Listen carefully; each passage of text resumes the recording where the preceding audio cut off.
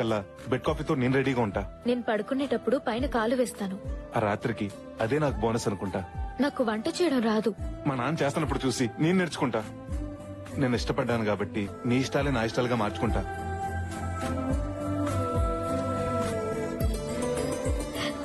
నీకు ఇంట్లో చెప్పే ధైర్యం ఉందా?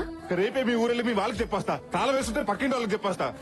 నేను అంటుంది మా ఇంట్లో కాదు, మీ ఇంట్లో.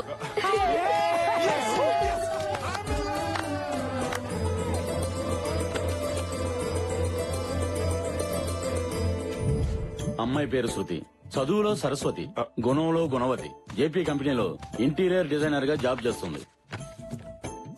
నాకు అప్పుడే పెళ్ళింది శాస్త్రి గారు. మీరు ఇలా సిగ్గుపడుతూ కూర్చుంటే కొన్ని రోజులు పోయాక మిమ్మల్ని చూసి ఇంట్లో వాళ్ళు సిగ్గుపడే రోజు వస్తుంది.